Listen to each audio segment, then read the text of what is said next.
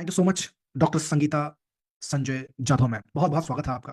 तो एक बार अपना आप इंट्रोडक्शन कर दीजिए, एक बार अपना परिचय कर दीजिए, बताइए आप अपने बारे में कि आप कौन हो, क्या आप इस बात की अथॉरिटी रखते हो इस प्रोडक्ट के बारे में बात करने के लिए। मैं हेल्थ वाइज अगर बात करूं, इसके बाद जब थैंक यू सो मच। सबसे पहले तो सुप्रभातम सबको। थैंक्स टू नागेश्वर सर और पूरी टीम एनएसआई। मैं डॉक्टर संगीता जाधव हूँ, मुंबई से हूँ। मैं पीडियाट्रिशियन हूँ और international board certified lactation consultant हूँ। बीपीएनआई महाराष्ट्र करके एक एनजीओ है, उसकी मैं सेक्रेटरी रह चुकी हूँ। अभी 4 साल में सेक्रेटरी पोस्ट पे रह चुकी हूँ। ये एक ऐसी एनजीओ है, वो non governmental non profit NGO है, तो यहाँ पे किसी मतलब के लिए कोई काम नहीं करता है। जो ये एनजीओ काम करती है स्टेट गवर्नमेंट और यूनिसेफ के साथ, और महाराष्ट्र के साथ साथ हम 7 अलग अलग राज्यों में काम करते हैं, जहाँ पे हम ट्रेनिंग पार्टनर्स है स्टेट गवर्नमेंट और यूनिसेफ के। जहाँ पे हम जो गवर्नमेंट के हॉस्पिटल्स है या फिर कॉलेजेस है, मेडिकल कॉलेजेस है, प्राइवेट हॉस्पिटल्स है, वहाँ के जो स्टाफ है, जैसे डॉक्टर्स है, नर्सेस है, आंगनवाड़ी वर्कर्स है, हेल्थ स्टाफ है, उन लोगों को हम ट्रेनिंग देते हैं, जिसकी वजह से हम माल न्यूट्रिशन, जो कुपोषण रहता है बच्चों में, उसको कम करें और बाल मृत्यु दर को कम करें। तो ये हमारी एनजीओ काम करती है। प्राइवेट हॉस्पिटल्स जो है, जैसे पीडियाट्रिक हॉस्पिटल्स है, मैटरनिटी हॉस्पिटल्स है, उनका हम असेसमेंट करते हैं, बीएफएचआई असेसमेंट। तो BFHI stands for baby friendly hospital initiative.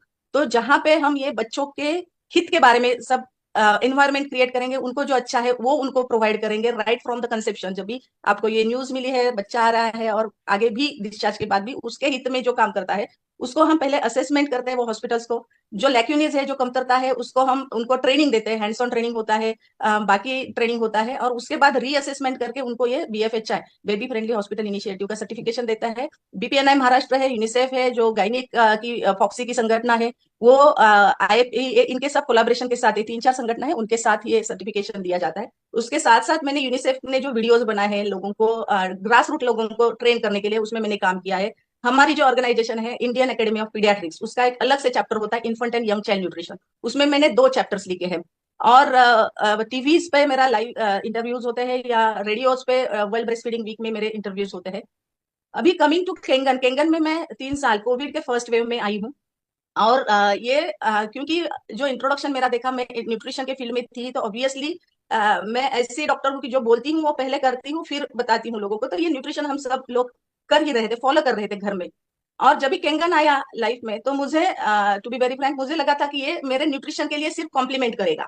Nutrition तो ऑलरेडी मैं कर रही हूँ, लेकिन ये कॉम्प्लीमेंट के साथ साथ मुझे जो बेस्ट क्वालिटी केंगन की भाई थी, वो थी पेस्टिसाइड रिमूवल। तो मुझे लगा कि न्यूट्रिशन मैं टेक केयर कर रही हूँ घर में, और अभी सिर्फ मेरे हाथ में क्या नहीं है, तो मैं पेस्टिसाइड नहीं निकाल पा रही हूँ। और कोविड में ऐसा था कि वो नो टच टेक्निक, अभी बहुत डर गए थे लोग, सब्जियां भी धो धो के साबुन के पानी से भी धोए धोए है लोगों ने।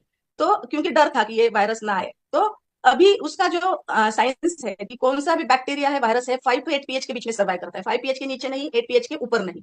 तो अपना जो पानी है 2.5 pH है, सैनिटाइजर है, वो बैक्टीरिया को किल करता है, इसलिए सैनिटाइजर बोलते हैं। 11.5 pH अगेन 8.5 से ऊपर है, तो वो along with pesticide removal bacteria को भी किल करता है। तो मेरे लिए वो बहुत अच्छा था कि सिर्फ मुझे ये पेस्टिसाइड निकालना है। तो मुझे एक्चुअली आई शुड कन्फेस कि मैंने ये अंडर एस्टिमेट किया था केंगन को, सिर्फ पेस्टिसाइड के लिए मैंने सोचा था। लेकिन ओके, जब मैंने मतलब यूज किया, जब आप आए इसके अंदर, तो आपका ये था कि ये केवल पेस्टिसाइड रिमूवल मशीन है, मतलब केवल यस 11.5 पीएच को ही, मतलब मशीन में 5 टाइप के पानी निकल रहे हैं, उसमें से सिर्फ आप एक प्रॉपर्टी को देख के भी इतने बड़े डॉक्टर ने इस प्रोडक्ट को एक्सेप्ट कर लिया था, सिर्फ एक यस, प्रॉपर्टी। बाकी आगे क्या हुआ मैडम? लेकिन जब मैं यूज कर रही थी, क्योंकि ऑलरेडी हम लोग अल्कलाइन डाइट यूज कर रहे थे घर में, तो ये अल्कलाइन वाटर कॉम्प्लीमेंट करेगा, बहुत बड़ा बदलाव आएगा ऐसा नहीं लगा था। पेस्टिसाइड निकालने के साथ जब हमने ये पानी पीना शुरू कर दिया, बहुत सारे बदलाव आ गए जो हमने नोटिस नहीं किए थे। क्योंकि ये हमारा मिसअंडरस्टैंडिंग इसलिए भी हो सकता था कि हमें कोई बीमारी नहीं थी, जैसे डायबिटीज, ब्लड प्रेशर या ऐसे कुछ नहीं था। लेकिन मैं आप सबको बताना चाहती हूँ कि mere lack of disease is not a health. हाँ, डब्ल्यूएचओ ने एक नया डेफिनेशन किया है कि हम बीमार नहीं है, मतलब ये पेपर के जो लिख के आती है बीमारी, ये नहीं है मतलब हम बीमार नहीं है, ऐसा नहीं है। तो हमें अगर हमारा जो एनर्जी लेवल है, सुबह उठते हैं रात में सोने तक वो एनर्जी लेवल नहीं रहती है, स्टेमिना हमारा नहीं रहता है, या हम स्ट्रेस को अच्छी तरीके से हैंडल नहीं कर सकते, फिजिकल है तो मेंटल स्ट्रेस को भी अगर हम अच्छी तरीके से हैंडल नहीं करते हैं, तो वह व्यक्ति हेल्दी नहीं है। और क्योंकि ये बीमारी नहीं थी, लेकिन जो बॉडी एक होता था, lack of energy in the evening, frustration या चिड़चिड़ापन होता था, ये सब था, वो केंगन के आने के बाद चला गया धीरे धीरे। और स्लोली स्लोली ऐसे लगा कि हम भूल गए हैं, क्योंकि पेन बॉडी में इतना होता था मुझे कि पेन किलर तो छोड़ो, मुझे वो बांध के रखना पड़ता था, हाँ, और पैरों को मैजिकल या इलास्टो के बैंडेज से बांध के रखना पड़ता मैजिक था। वाली बात यह है कि ऑलरेडी आपने इंट्रोडक्शन मैडम का सुना है। यस, न्यूट्रिशियंस के ऊपर ये इतनी बड़ी एक्सपर्ट है कि यूनिसेफ इनको इनवाइट करता है, गवर्नमेंट ऑफ महाराष्ट्र इनको इनवाइट कर रही है। उसके बावजूद ये किसी और की नहीं, ये अपनी टेस्टिमोनियल्स के बारे में बता रहे हैं मेरे दोस्तों।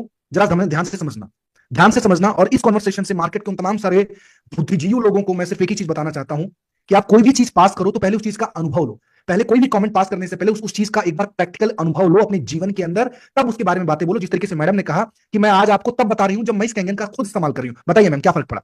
क्योंकि तभी हमने वो इग्नोर किया था कि अभी हर इंसान वही गलती करता है कि फूड के ऊपर हमारा पूरा फोकस रहता है खाने पीने के ऊपर, और वो मात्र 28% कंट्रीब्यूट करता है हमारी हेल्थ के लिए। जो 70% कंट्रीब्यूट करता है उसको हमने निगलेक्ट किया था। तो उसमें ये जो 72%, 28 तो हमारा पहले से ही क्लियर था, उसमें जब 72% भी हमने क्लियर करवा दिया तो एनर्जी लेवल बहुत बढ़ गई। फिर ऐसा थकावट चली गई, वो पेन भूल गए हम कि कभी होता था पेन, ये भूल ही गए हम। माइग्रेन हुआ करता था, वो माइग्रेन चला गया था। संजय सर का ड्राइनेस ऑफ आइज था, वो dryness of eyes just because of cellular hydration, अपना जो माइक्रोक्लस्टरिंग प्रॉपर्टी है, वो प्रॉपर्टी की वजह से उनका ड्राइनेस चला गया, उनको वो आर्टिफिशियल टीयर्स डालने पड़ते थे, तो वो भी चला गया ये पानी की वजह से। और फिर हमें लगा कि ये तो बहुत ही इजी, और ये अगर हेल्थ के लिए हमको जाना है, जैसे पहले मैंने बोला कि किसी चीज का शॉर्टकट नहीं होता है, लेकिन अभी मैं आजकल ऐसा भी बोलती हूँ कि हेल्थ के लिए अगर आपको शॉर्टकट चाहिए और जल्दी से आपको हेल्थ को अचीव करना है, परफेक्ट हेल्थ को, ऑप्टिमल हेल्थ को अचीव करना है, तो ये 70% पे आप पहले काम कर दो, तो आप इजीली वो आपका गोल जो है आसानी से आप अचीव कर सकते हैं। अभी रहा सवाल जो मार्केट में ये सब आता है या कुछ है, अफवाह है, जो भी है, अभी बॉडी का एक बैलेंस रहता है, हर एक चीज का परफेक्ट कॉम्बिनेशन चाहिए, कंपोजिशन वही चाहिए, तभी वो जाके वो रेसिपी अच्छी बनेगी। अगर हम खाना भी पकाते हैं तो उसका जो हर एक इंग्रेडिएंट है जो डालते हैं महिलाएं खाने में, उसका अगर सही मात्रा में है तो ही उसका टेस्ट अच्छा लगेगा और हेल्थ के लिए भी यूजफुल होगा। फॉर एग्जाम्पल, नमक के बिगैर स्वाद नहीं आता है हम बोलते हैं, लेकिन नमक ये अगर प्रमाण से ज्यादा है तो high blood pressure, kidney failure, ये सब हो सकता है। तो ये जो प्रमाण है वो जो रिकमेंडेड डोज है, आरडीआई बोलते हैं, रिकमेंडेड डेली अलाउंस, उसके ऊपर नहीं जाना है। तो जैसे अगर कॉपर की भी बात करूं तो उसका भी एक आरडी है, उसके ऊपर नहीं जाना चाहिए। अभी यहाँ पे एग्जाम्पल के तौर पे मैं पॉइजन क्या होता है, तो बहुत पहले हमें सबको पता है, स्वामी विवेकानंद जी को एक सवाल पूछा गया था कि स्वामी जी पॉइजन क्या होता है, और उन्होंने एक ही आंसर दिया था, वो जो कोई भी चीज एक्सेस में है वो पॉइजन है, चाहे वो अमृत भी है लेकिन आप एक्सेस में ले रहे हैं तो इट विल बिकम पॉइजन, क्योंकि उसकी जो कॉम्पोजिशन, कॉन्स्टिट्यूशन हमारे शरीर में जितनी जगह बनी है उसके एक्स्ट्रा जो है तो वो अलग अलग जगह पे डिपॉजिट हो जाएगा, और अलग अलग जगह पे डिपॉजिट हो जाएगा कि तो वो दूसरे ऑर्गन्स का फंक्शन भी डैमेज कर सकता है, उसको भी हार्म पहुंचा सकता है। तो ऐसे पाया गया है जो कॉपर की मात्रा बहुत ज्यादा प्रमाण में ले। डब्ल्यूएचओ ने मैम एक उन्होंने नंबर भी दिया है कि आप 2 ग्लास के ऊपर 0.4 mg, उससे ज्यादा कॉपर आपकी बॉडी में गया तो आपकी बॉडी में बहुत सारे प्रॉब्लम्स आ सकते हैं। और ये चीज डब्ल्यूएचओ बहुत सारे, मतलब it will be harmful to your life, इतने बहुत ज्यादा भी दिक्कत आ सकती है। ये जो हेयर लॉस वगैरह, तो ये इनिशियल सिम्टम्स है कि आप टॉक्सिसिटी की तरफ जा रहे हैं। हाँ, तो और डेफिशिएंसी एक होती है, टॉक्सिसिटी एक होती है, और एक बैलेंस होता है, मेंटेन होता है। तो हमको बॉडी को मेंटेन करना है, नीचे भी नहीं लेके जाना है, ऊपर भी नहीं लेके आना है, तो बहुत क्योंकि अच्छा मैम है। आप चाइल्ड स्पेशलिस्ट हो तो ये चीज मैं और सोच रहा हूँ कि अगर एडल्ट में ये जो लिमिटेशन दिया गया है, तो अब चूंकि अगर उसी तरीके की मशीनें जो मार्केट में मिल रही हैं जिसमें तुम कॉपर लगा दो, ये लगा दो, वो लगा दो, अगर ऑब्वियसली बात हो तो पूरे परिवार को आप पिलाओगे। तो अगर बड़े लोगों में वो इंपैक्ट दिख रहा है उस चीज का, उस पर्टिकुलर धातु का लॉन्ग टर्म्स के लिए, तो वो छोटे बच्चों में, चूंकि आप चाइल्ड स्पेशलिस्ट तो इस बात को बेहतर बता सकते हो, तो उन बच्चों में कितना असर पड़ेगा, उन बच्चों की बहुत ऊपर ज्यादा, बॉडी पे? बहुत ज्यादा डैमेज हो सकता है, उनके लीवर के ऊपर असर हो सकता है। एक विल्सन्स डिसीज नाम की बीमारी है जिसमें कॉपर की मात्रा बहुत ज्यादा होती है, और उनको आईज में कैटरैक्ट होगा, नहीं बाकी के सिर्फ वो डैमेज शुरू होता है वहां से, लेकिन शुरुआत फिर पूरे ऑर्गन पे होती है, और उनको फिर ट्रीटमेंट और बहुत जल्दी, क्योंकि ये बहुत कॉमन भी नहीं होता है, क्योंकि बॉडी क्या है ना, सबसे पहले जो एक्सेस है उसको थ्रो आउट करने की कोशिश करेगी, और जब भी हम्म। बॉडी का लिमिटेशन क्रॉस होगा, टॉलरेंस क्रॉस होगा, उसके बाद उसके सिम्टम्स दिखना शुरू होता है। तो पहले तो थ्रो आउट करेगी, पहले दूसरा फिर है कि वो स्टोर करेगी। तो स्टोर किस में करेगी, एक तो फैट में करेगी, तो जितने भी टॉक्सिन बॉडी में होते हैं तो वो फैट में स्टोर होते हैं, ताकि वो अगर ऐसे घूमेंगे शरीर में फ्रीली, टॉक्सिन फील घूम रहे हैं, तो हम जिंदा नहीं रह पाएंगे।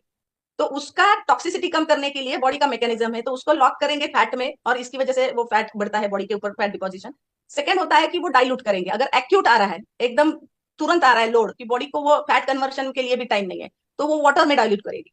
तो पानी की मात्रा, जैसे सूजन, बॉडी फूला फूला लगता है बहुत, अगर सूजन भी नहीं है लेकिन बॉडी में ऐसे फूला फूला लगता है, डॉक्टर को बोलेंगे कि सूजन है मेरी बॉडी पे, हम डॉक्टर सूजन देख देख के ऐसा प्रेस करके देखेंगे खड्डा हो रहा है तो सूजन है, ऐसा खड्डा नहीं दिखता है लेकिन ब्लोटिंग है, तो बहुत बार डॉक्टर बोलते हैं कि किधर है सूजन, लेकिन अंदर से हमको महसूस होता है कि ये बॉडी एकदम हेवी हेवी लग रही है। और जैसे हम केंगन वाटर पीना शुरू करते हैं, ये बॉडी डिटॉक्स होना शुरू करती है, और वो टॉक्सिन निकलना शुरू हो जाते हैं, और हमें लाइट फील होने लगता मैम है। कैसे एग्जैक्टली कैसे काम करता है बॉडी में जाके, अगर 1 मिनट के अंदर अगर आप ये बता पाए कि how does it work in the body, कि मतलब आपने ये बोल दिया कि भाई ये तुम्हारी सारी समस्याओं का एक सॉल्यूशन है, and that is Kangen water, कैसे काम करता है ये? सर, ये जो इसका एंटीऑक्सीडेंट प्रॉपर्टी है उसका, जो हम्म। बहुत बार हमारी बॉडी में जो गलत सेल होते हैं या ऑक्सीडेटिव डैमेज होता है, तो उसमें एक इलेक्ट्रॉन गायब होता है। अगर ये सेल है हमारी, उसको डैमेज हो गया ऑक्सीडेटिव, तो उसका पेयर ऑफ इलेक्ट्रॉन्स रहते हैं, तो कहाँ पे एक ही सिंगल इलेक्ट्रॉन रहेगा, तो उसका पेयर नहीं है, तो वो काम नहीं कर पाएगी। तो जैसे कि एक पैर नहीं है तो इंसान अच्छा काम नहीं कर सकेगा, करेगा लेकिन इतना बढ़िया नहीं करेगा। तो ये फ्री रेडिकल सेल क्या करती है कि मेरे पास इलेक्ट्रॉन नहीं है, I will try to steal electron from my neighbour room. अभी हमारे घर पे बहुत बार, अभी तो मेट्रो सिटीज में ये कम हो गया है, लेकिन बहुत बार क्या करते हैं, हमारे घर में कुछ नहीं है, खत्म हो गया तुरंत, तो हम क्या करते हैं, पड़ोस में से ये मुझे चाहिए, ये है कि आपके पास दूध है, चाहिए शक्कर, दही है, वो मांग के लेते हैं। तो ये फ्री रेडिकल क्या करते हैं, उसके आसपास जो हेल्दी सेल है उसको मांगती नहीं, उससे चुराती है, स्टीलिंग ऑफ